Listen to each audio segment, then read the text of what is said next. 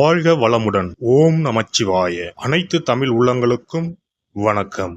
ஆனி மாதமும் ஆடி மாதமும் இணைந்த மாதம் ஜூலை மாதமாகும். சூரிய பகவான் மிதுன ராசியிலும் கடக ராசியிலும் பயணம் செய்யும் மாதம் இதுவாகும். ஆனி மாதத்தில் நடராஜருக்கு திருமஞ்சனமும், ஆடி மாதம் வரும் அமாவாசை முன்னோர்களுக்கு திதி கொடுக்க சிறந்த நாளாகவும் உள்ளது.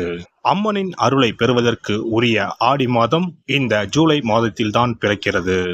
இம்மாத கிரக நிலைகளை பார்க்கும்போது மேசராசியில் செவ்வாய் மற்றும் சந்திரனின் சஞ்சாரம் உள்ளது.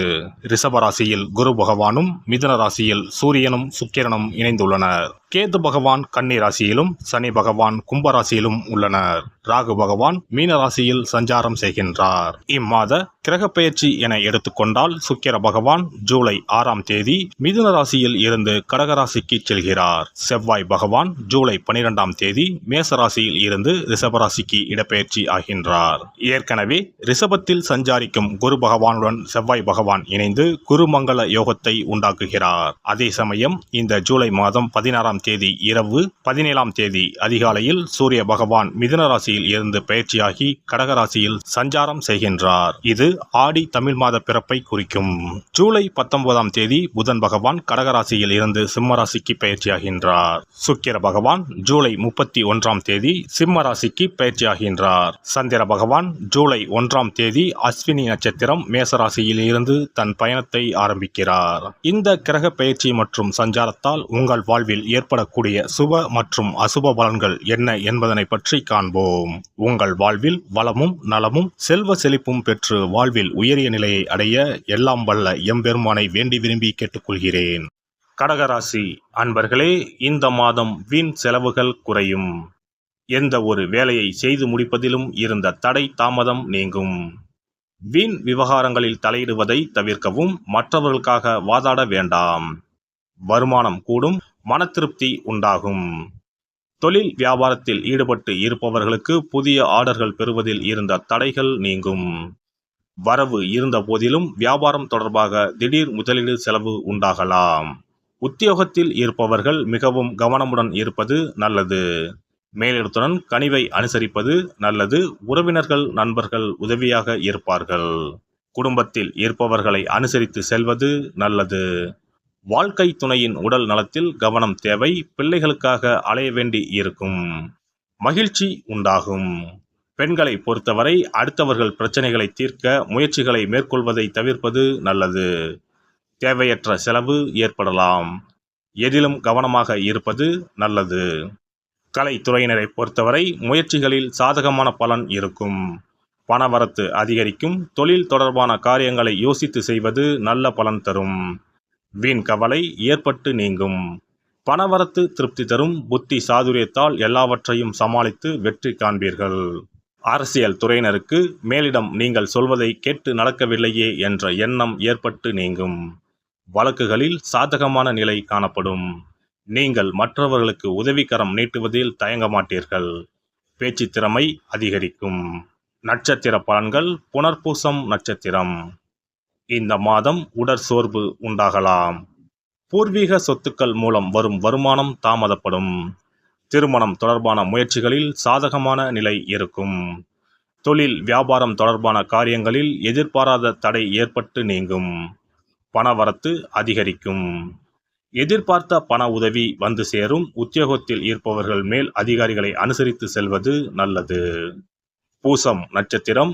இந்த மாதம் அலுவலகம் தொடர்பான பணிகள் தாமதப்படும். எதிலும் கவனம் தேவை. குடும்பத்தில் இருப்பவர்களுடன் வீண் வாக்குவாதங்களை தவிர்ப்பது நல்லது. வாழ்க்கை துணையுடன் இருந்த மனஸ்தாபங்கள் நீங்கும். நண்பர்கள் உறவினர்கள் வருகை இருக்கும். பிள்ளைகள் நலனில் அக்கறை காட்டுவீர்கள். ஆயுள்யம் நட்சத்திரம். இந்த மாதம் வீண் வாக்குவாதங்களை தவிர்ப்பது நல்லது. கடும் முயற்சிகள் நல்ல பலனை தரும். செலவுகள் அதிகரிக்கும். சாதகமான சூழ்நிலையே காணப்படும். குடும்பத்தில் மகிழ்ச்சி நிலவும். மற்றவர்களுக்கு உதவி செய்ய வேண்டும் என்ற எண்ணம் உண்டாகும். விட்டு சென்ற நண்பர் மீண்டும் வந்து சேர்வார். அதனால் மகிழ்ச்சி உண்டாகும். திங்கள் கிழமையில் ஆதி பராசக்தியை வழிபடுவதால் காரிய தடைகள் நீங்கும். மன அமைதியை தரும். குல தெய்வத்தையும் இஷ்ட தெய்வத்தையும் ஒரே நாளில் சென்று தரிசித்து வாருங்கள். காரியங்களில் இருந்த தடைகள் விலகும். தொழில் வியாபாரம் சிறப்பாக நடைபெறும். சிறப்பு தொகுப்பு. ஒரு வெற்றிலை இருந்தால் உங்கள் துன்பங்களில் இருந்து விடுபட முடியும் என்றால் நம்ப முடிகிறதா? ஆம், உங்கள் ராசிக்கும் வெற்றிலை பரிகாரம் இருக்கிறது. அவற்றிற்கான வழிபாட்டு முறைகள் பற்றி காண்போம். பண்டிகை, திருவிழா, வீட்டில் விசேஷம் என்றால் வெற்றிலை பாக்கு வைத்து உறவினர்களை அழைப்பது வழக்கம். வெற்றிலையும் பாக்கும் மகாலட்சுமியின் அம்சங்களாகும். 12 ராசிக்காரர்களுக்கும் வெற்றிலையின் மூலம் பரிகாரம் செய்ய கவலைகள் தீரும் என்பது நம்பிக்கை. வெற்றிலையின் நுனியில் லட்சுமியும், நடுவில் சரஸ்வதியும், காம்பில் பார்வதி தேவியும் வசிக்கின்றனர். மகாவிஷ்ணுவும், பிரம்மாவும், சிவனும், சுக்கிரனும் கூட வெற்றிலையில் வாசம் செய்கின்றனர். எனவேதான் பூஜை மற்றும் திருமணம் சுபமாக நடக்க வேண்டும் என்பதற்காக வெற்றிலை பாக்கு படைக்கப்படுகிறது. துன்பம் விலக உங்க ராசியின்படி இந்த மாதிரி வெற்றிலை பரிகாரம் செய்யுங்கள். வெற்றிலை பரிகாரத்தில் எல்லோரும் ஒரே மாதிரியான பரிகாரத்தை செய்தால் பலன் தராது. அவரவர் ராசிக்கு தகுந்தபடி சில இஷ்ட தெய்வங்களையும் சில கிரக தெய்வங்களையும் பொறுத்து உங்களுடைய பரிகாரத்தை மாற்றிக்கொள்ள வேண்டும். அப்போதுதான் உங்களுக்கு என்ன கஷ்டமோ அது சரியாக நீங்கி உங்களுக்கு நல்ல பலன்கள் கிடைக்கும். உங்களுடைய ராசியின்படி வெற்றிலையில் குறிப்பிட்ட கிழமையில் பரிகாரம் செய்தால் உங்கள் துன்பம் விலகும், பிரச்சனைகள் தீரும்.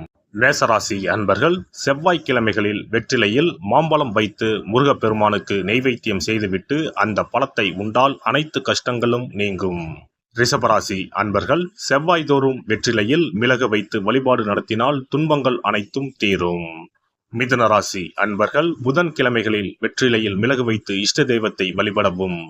பின்னர் அதையே பிரசாதமாக சாப்பிட்டால் துன்பங்கள் எல்லாம் நீங்கும். கடகராசி அன்பர்கள் வெள்ளிக்கிழமை தோறும் வெற்றிலையில் மாதுளை பழத்தை வைத்து காளியை வழிபாடு செய்து பின்னர் அந்த மாதுளை பழத்தை சாப்பிட்டால் துன்பங்கள் நீங்கும். சிம்மராசி அன்பர்கள் வியாழக்கிழமைகளில் வெற்றிலையில் வாழைப்பழத்தை வைத்து இஷ்ட தெய்வத்தை வழிபடலாம். பின்னர் அந்த பழத்தை பிரசாதமாக உண்டால் கஷ்டங்கள் நீங்கும். கன்னிராசி அன்பர்கள் வியாழக்கிழமையில் வெற்றிலையோடு மிளகு வைத்து உங்கள் இஷ்ட தெய்வத்தை வணங்குங்கள். உங்கள் துன்பம் துயரம் எல்லாம் தீர்ந்துவிடும். துலாம் ராசி அன்பர்கள் வெற்றிலையில் கிராம்பு வைத்து உங்கள் இஷ்ட தெய்வங்களை வழிபட்ட பின் அதை உண்டால் அனைத்து துன்பங்களும் நீங்கும்.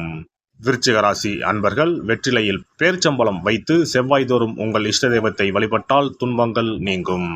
தனுசு ராசி அன்பர்கள் வெற்றிலையோடு கற்கண்டு வைத்து வெள்ளிதோறும் இஷ்ட தெய்வத்தை வழிபட்டு பின்னர் கற்கண்டை சாப்பிட்டால் துன்பங்கள் விலகும். மகர ராசி அன்பர்கள் வெற்றிலையோடு அச்சு வெல்லம் வைத்து வெள்ளிதோறும் காளியை வழிபட்டால் துன்பங்கள் துயரங்கள் நீங்கும். கும்பராசி அன்பர்கள் வெற்றிலையோடு நெய் வைத்து சனிக்கிழமைகளில் காளி தெய்வத்தை வழிபட்டால் உங்கள் துன்பங்கள் எல்லாம் தீரும். மீனராசி அன்பர்கள் வெற்றிலையோடு சர்க்கரை வைத்து ஞாயிறு தோறும் இஷ்ட தெய்வத்தை வழிபட்டால் துன்பங்கள் எல்லாம் விலகும். எல்லாம் வல்ல இறையருளால் நீங்களும் உங்கள் அன்பு குடும்பமும் உடல் நலம், நீலாயுள், நிறை செல்வம், உயர் புகழ், மெய்ஞானம் ஓங்கி வாழ்க வளமுடன். இந்த வீடியோ பதிவு உங்களுக்கு பிடித்திருந்தால் லைக் பண்ணுங்க, கமெண்ட் பண்ணுங்க, ஷேர் பண்ணுங்க, மறக்காம சப்ஸ்கிரைப் பண்ணுங்க, பக்கத்துல இருக்கிற பெல் பட்டனை கிளிக் பண்ணுங்க. நன்றி, வணக்கம். ஓம் நமச்சிவாய, சிவாய நம.